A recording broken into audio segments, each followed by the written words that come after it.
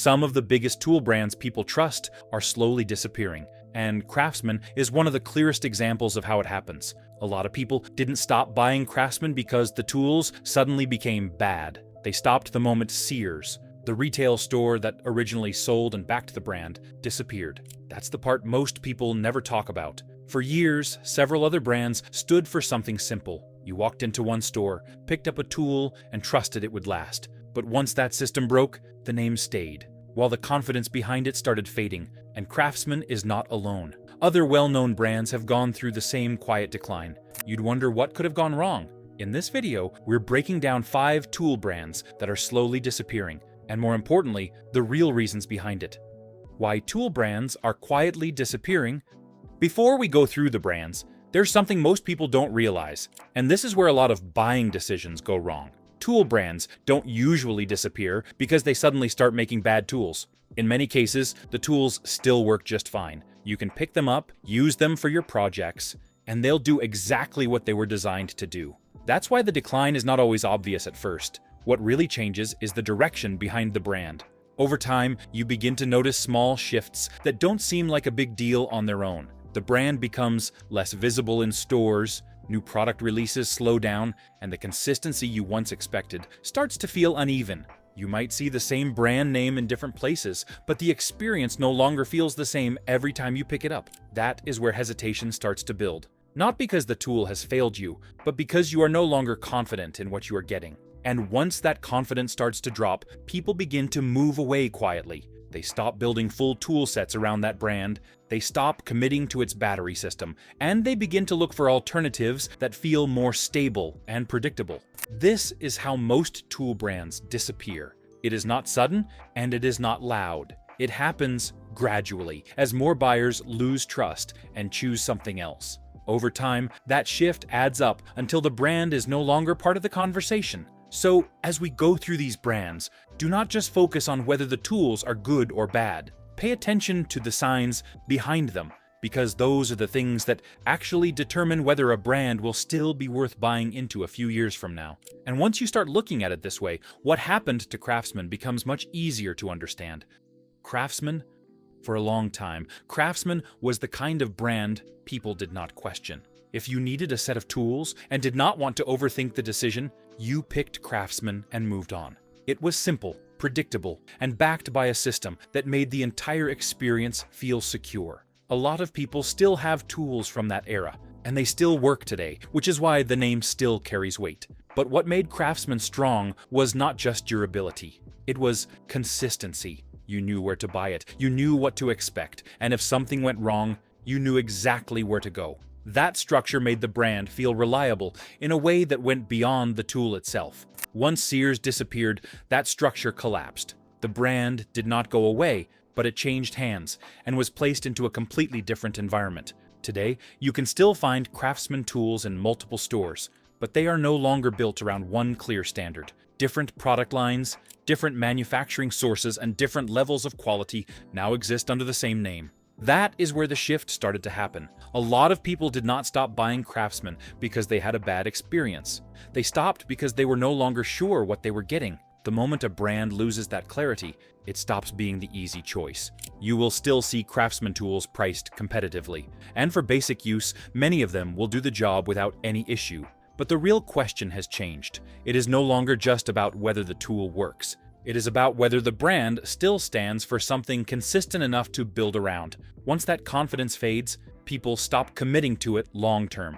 They begin to look at other brands where the direction feels clearer. The system feels more stable, and the expectations feel more predictable. And when that happens across enough buyers, the brand does not disappear overnight, but it slowly fades out of relevance. What happened to Craftsman was not sudden, but it set the pattern. Because in some cases, the decline is not just a result of change.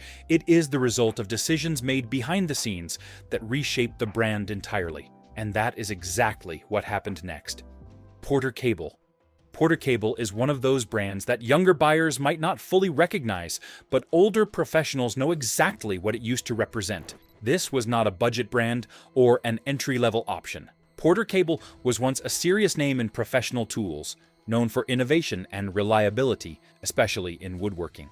Their routers, Sanders and saws were widely respected, and for a long time they competed directly with top-tier brands. The shift did not happen because the tools suddenly failed or because the market rejected them. It happened after the brand was acquired and placed under the same ownership as other competing tool lines. Instead of continuing to develop Porter Cable as a top-tier option, the brand was gradually repositioned. Its role changed from leading innovation to filling a lower tier in the lineup. That change created a quiet but important problem.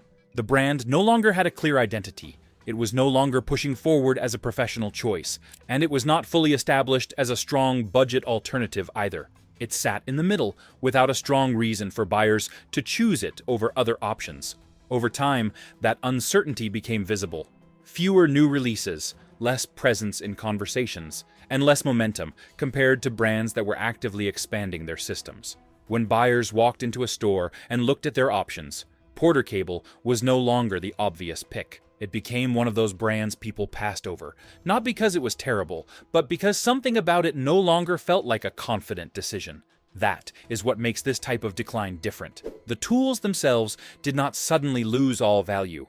What changed was the direction behind the brand. When a company manages multiple brands in the same space, decisions are made about which one to prioritize, which one to grow, and which one to scale back. Porter Cable ended up on the side that was no longer being pushed forward. Once that happens, the outcome becomes predictable. Buyers begin to move toward brands that show clearer growth, stronger ecosystems, and more visible support. The moment people feel like a brand is no longer being developed with the same intention, they stop investing in it long-term. Porter Cable did not disappear overnight. It slowly faded from being a first choice into being an afterthought. And when a brand reaches that point, it becomes very difficult to recover. The next brand shows a different kind of risk, where the issue is not internal competition, but dependence on a single place to survive. Kobalt. Kobalt looks stable at first glance, because you can still see it clearly displayed in stores. The tools are easy to find, the pricing is competitive, and the lineup covers most of the common needs for homeowners. On the surface, it feels like a brand that is holding its position without much trouble. The difference with Kobalt is that its strength is tied almost entirely to one place. It lives inside Lowe's. That gives it visibility, but it also limits its independence. Unlike other brands that spread across multiple retailers and build wider recognition, Kobalt's presence depends heavily on how that one retailer chooses to support it. That kind of setup works as long as the retailer keeps investing in the brand. The moment priorities shift, the situation can change quickly. Shelf space can be reduced, new product development can slow down, and attention can move toward other lines that bring in stronger returns. When a brand does not control its own direction, its future becomes tied to decisions it does not fully influence.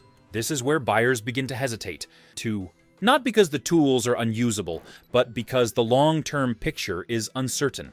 When you are buying into a system, especially one that involves batteries and compatibility, you are thinking beyond the first purchase. You are thinking about what happens when you need replacements, upgrades, or additional tools later on. If the brand's growth depends on a single retail channel, that long-term confidence becomes harder to maintain. People start leaning toward brands that have a broader presence and a clearer path forward, where the system feels more secure over time. Kobalt still offers tools that can handle everyday tasks without issue, and for many homeowners, it may continue to serve its purpose. The concern is not immediate performance. The concern is whether the brand will continue expanding in a way that supports future use. When that question does not have a clear answer, buyers begin to look elsewhere, and that slow shift in preference is what gradually reduces a brand's relevance. The next brand faces a different challenge, where the issue is not dependence on one retailer, but survival in one of the most crowded parts of the market. Skil. Skil is one of those brands that almost everyone has seen at some point, especially if you've ever walked into a store looking for something affordable and straightforward. It sits right in that entry-level space where price matters a lot, and for many buyers, it feels like an easy starting point. But that part of the market is also the most competitive and the least forgiving. Skil is surrounded by dozens of other options that are trying to do the exact same thing, often at similar or even lower prices. That means the decision is rarely about just getting a tool that works. It becomes a comparison between brands that all promise decent performance, which makes trust and consistency even more important. This is where the complaints start to show up. A number of buyers have pointed out issues with durability over time, especially when the tools are pushed beyond light-duty use. Some mention that the tools feel fine at first, but begin to lose reliability after repeated use. Others point to battery performance not holding up as expected, particularly when compared to brands that are investing more heavily in their cordless systems. Now, not every product will have these issues, but the pattern matters. When enough buyers begin to share similar concerns, it changes how the brand is perceived. Instead of being seen as a safe entry point, it starts to feel like a short-term option, rather than something you can rely on long-term. And in a category where buyers are constantly comparing options side by side, that perception becomes a problem. When someone is standing in the aisle choosing between multiple brands at similar prices, even a small doubt is enough to push them towards something else. That is how brands in this space begin to lose ground, not because they disappear instantly, but because they get replaced decision by decision. Skil still has a place for light, occasional use, and for someone who just needs a tool for basic tasks. It can still make sense. The challenge is that more buyers today are thinking ahead. They want something that can grow with them, something that feels dependable over time, and something that connects into a system they can expand later. When a brand struggles to deliver that confidence, it starts to fall behind. And if this breakdown is helping you see what to look out for before you spend your money, take a second to like and subscribe so you don't miss out. Moving forward, a different kind of problem, where the name is still widely recognized, but the meaning behind it is slowly fading. Crescent. You've probably heard the name Crescent, even if you've never owned one of their tools. In fact, a lot of people still use the term Crescent wrench when they're talking about an adjustable wrench, regardless of the actual brand. That level of recognition is something most companies spend years trying to build, and Crescent already has it. But recognition alone is not enough to keep a brand strong.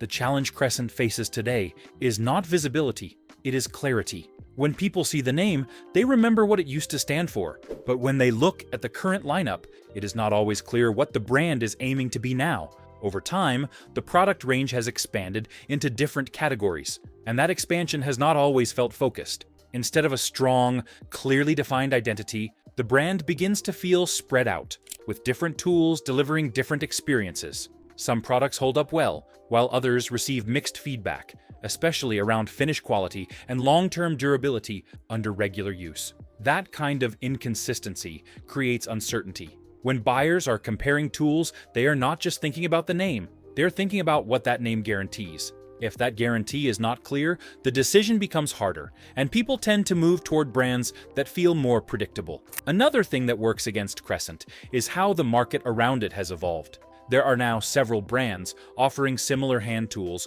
with more aggressive pricing, stronger warranties, or clearer positioning. In that environment, a familiar name is no longer enough to hold attention if the direction behind it is not obvious. Crescent is not disappearing because people have forgotten it. It is losing ground because people are no longer sure what it represents today. And when a brand reaches that point, it becomes easier for buyers to replace it with something else that feels more certain. Up next, we're stepping away from individual brands for a moment, because once you see what's happening behind the scenes, all of this starts to connect in a way that changes how you look at every tool on the shelf. What actually kills tool brands? If you step back from the individual brands for a moment, a pattern starts to form, and it explains why so many of these names are fading at the same time. A big part of it comes down to ownership. Today, a large number of tool brands are controlled by a small group of parent companies. On the surface, it looks like you have many different options, but behind the scenes, several of those options are connected. When that happens, decisions are no longer made to grow every brand equally. They are made to protect the strongest ones. That is where some brands begin to lose direction. Instead of pushing all of them forward, companies often focus on a few priority lines and reposition the rest. One brand gets the innovation, the marketing, and the long-term investment, while another is moved into a lower tier or simply maintained without much growth. To the customer, it looks like the brand is slowing down. Behind the scenes, it is often a deliberate shift. This is something a lot of buyers have already noticed, especially with brands like Porter Cable, where people believe the brand was intentionally scaled back to avoid competing with stronger names under the same ownership. Another factor that has changed the way people buy tools is the rise of battery systems. Once you buy into a cordless platform, you are no longer just choosing one tool. You are committing to a system. That makes long-term support much more important. If a brand is not clearly expanding its lineup or improving its battery technology, buyers start to question whether it is worth investing in that system at all. And then there is visibility. Shelf space in stores is not random. It is a reflection of which brands are being pushed forward and which ones are being held back. When a brand starts losing space, appearing less frequently, or becoming harder to find, it is usually a sign that it is no longer a priority. All of these factors work together. It is not one big event that causes a brand to disappear. It is a series of smaller decisions, made over time, that slowly reduce its relevance. Less innovation, less visibility, less confidence from buyers. Each of those steps may seem small, but together they create a steady decline. Once you start noticing these patterns, it becomes easier to understand why some brands fade even when their tools are still functional. And it also explains something else that a lot of people keep bringing up: why tools from decades ago still feel different from what you see today. Why old tools still last. A lot of people still have tools from 20, 30, even 50 years ago that are working without any real issues. You'll hear stories of old Craftsman sets being passed down, or tools that have been used for decades without needing replacement. And when those same people go out to buy something new today, the experience often feels different. That difference is not just in the tool itself. It comes from how tools are designed and produced now compared to how they were made before. In the past, many tools were built with long-term use as the priority. The expectation was that you would buy it once and keep it for years. That approach influenced everything from material choices to how much stress a tool could handle over time. It also meant brands built their reputation on durability, because that was what kept customers coming back. Today, the priorities have shifted. Most brands are balancing performance with cost in a much tighter way. Materials are optimized to reduce production expenses, and tools are often designed around typical use rather than extreme long-term durability. For many buyers, that works fine, especially for light or occasional tasks. But for those who are used to older tools, the difference becomes noticeable. There is also the way products are updated more frequently now. Instead of one design lasting for years, new versions come out more often, which can make older models harder to support or replace parts for. That creates a different kind of ownership experience, where tools are still usable but not always built with the same long-term continuity in mind. This is why you hear people say they still rely on tools they bought decades ago. It is not just nostalgia. It is a reflection of how those tools were built and what they were designed to do. For buyers today, this means the decision is not just about picking a brand name. It is about understanding what you are actually getting. Some tools are still more than enough for everyday use, but if you are expecting the same level of durability from every brand, you may end up disappointed. And that brings everything back to the main point. These brands are not disappearing because tools no longer work. They are fading because the confidence people once had in them is no longer the same. More breakdowns like this are coming, where we go deeper into how these brands actually operate and what to watch out for before you spend your money. Take a second to like and subscribe so you don't miss the next one.